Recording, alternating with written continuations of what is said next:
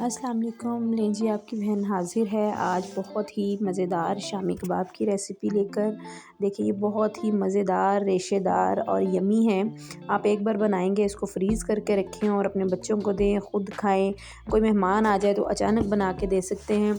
चलें स्पाइसेस की तरफ चलते हैं। ये हमारे पास कुछ स्पाइसेस हैं, देखें जिसमें है गोल लाल मिर्च है, सूखा धनिया है, सूखी मेथी है, ज़ीरा है, हल्दी, नमक, प्याज, लहसुन, अदरक, धनिया, पुदीना है, दाल है भीगी हुई और साथ में चिकन है। अच्छा जी, आधा किलो दाल को प्रेशर कुकर में डालें और आधा किलो ही बोनलेस चिकन डालें। इसमें लहसुन अदरक डालें, साथ में प्याज डाल दें और जो स्पाइसेस आपको मैंने बताए थे वो सारे इसमें ऐड कर लें। इंतहाई आसान रेसिपी है। ये चाइनीज़ सॉल्ट है, आधा चम्मच चाइनीज़ सॉल्ट डालें और पानी तकरीबन 2 कप के करीब पानी डालें। अच्छा, पानी आपने बहुत ज़्यादा नहीं डालना क्योंकि इसको हमने बिल्कुल गलाना नहीं है, थोड़ा खड़ा खड़ा रखेंगे ताकि ये अच्छा सा चॉपर में मिक्स हो जाए।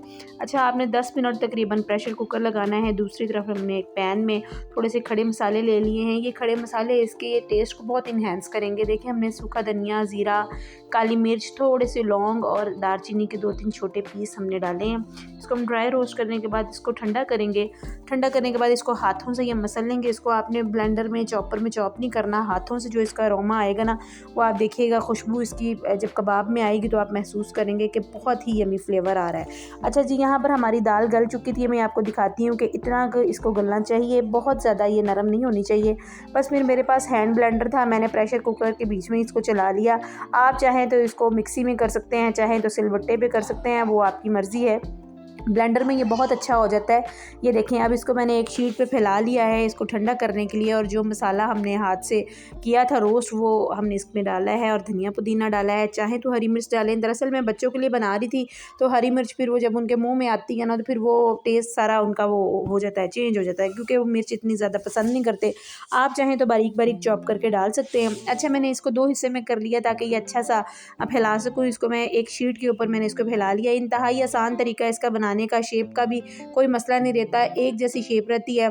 आप कोई कटर ले लें या आप जिस तरह भी आपके घर में, ग्लास तो सबके पास होते हैं, देखिए स्टील का ग्लास लें, उनके साथ इसको काट लें जैसे डोनट बनाते हैं। जैसे कोई भी शेप आपने देनी है वो आप दे सकते हैं। ये देखें, मैंने वो शीट के ऊपर फैला के ग्लास के साथ सारे कटिंग कर लिए हैं। अब आप इसको उठाएंगे तो इंशाल्लाह ये आपके जो कबाब हैं बिल्कुल एक जैसे बनेंगे, छोटा बड़ा कोई भी नहीं होगा।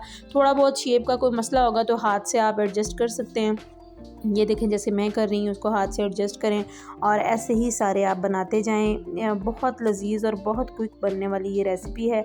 मैं तो इसको फ्रीज़ कर लेती हूँ और बाद में जब ट्रे में डाल के इसको फ्रीज़र में रख दें। आप बाद में जब भी आपका दिल करे आप निकालें, बच्चों को बर्गर में दें, ब्रेड के अंदर लगाएं, आपने शामी पराठा खाना है वो दें, या फिर अगर आप मेरे जैसे डाइट पर हैं तो आप ज़रूर इसको इस्तेमाल कर सकते हैं। बाकी जो बैटर बच गया था वो देखें मैंने उसको भी फैला लिया और सारे कटर से, मैंने ग्लास वाले कटर से मैंने इसको सबको काट लिया। ये देखें, ये तकरीबन आधा किलो दाल और आधा किलो चिकन से ऑलमोस्ट आपके 2 दर्जन से ऊपर कबाब बनेंगे। तो है ना कितना अमेजिंग। अगर आप KNN से या बाज़ार से पैकेट वाले लेने जाते हैं तो आपको इससे 4 गुना 5 गुना ज़्यादा कीमत में वो मिलते हैं और टेस्ट भी ये नहीं रहता। तो इसलिए मेरी रेसिपीज़ तो आपको पता है सारी होममेड हैं।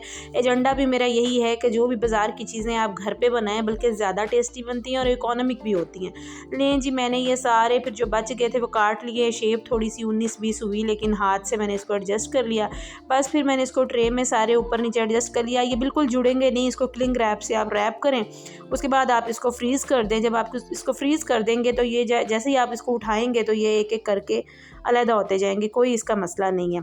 अच्छा जी, मेरा बेटा जो है वो कह रहा था कि मम्मा इसको फौरी फौरी मुझे बना के दे दें, तो मैंने फिर एक अंडा बीट किया है, उसके अंदर इसको वॉश किया है और फिर यहाँ पर ऑयल लिया और उसके अंदर मैंने रख दिया इसको फ्राई होने के लिए। आप चाहें तो बग़ैर अंडे और बग़ैर ऑयल के भी फ्राई कर सकते हैं, जैसे कि मैं करती हूँ।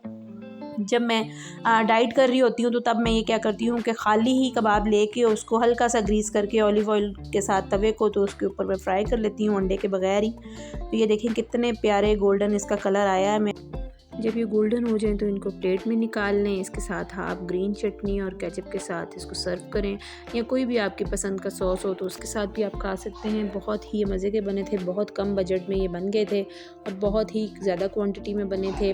बस मैंने पुदीना डाला है इसके ऊपर और बस फिर इसको खोल के मैं आपको दिखाती हूँ कि इतने नरम, इतने जूसी और इतने रेशेदार ये बने थे। बहुत ही मज़ा आया था इनको खाने में। साथ में आप चाय बनाएं, कॉफ़ी बनाएं, जिस तरह भी आप इसको एंजॉय करना चाहते हैं करें। ये देखें, मैंने अंडे के बगैर भी बनाए थे, बगैर ऑयल के, वो खैर मेरा प्लेटर था। मैंने तो मिंट चटनी के साथ ही इसको एंजॉय किया था। बस दुआओं में याद रखिएगा और वीडियो को ज़रूर लाइक कीजिएगा और सब्सक्राइब करना मत भूलें।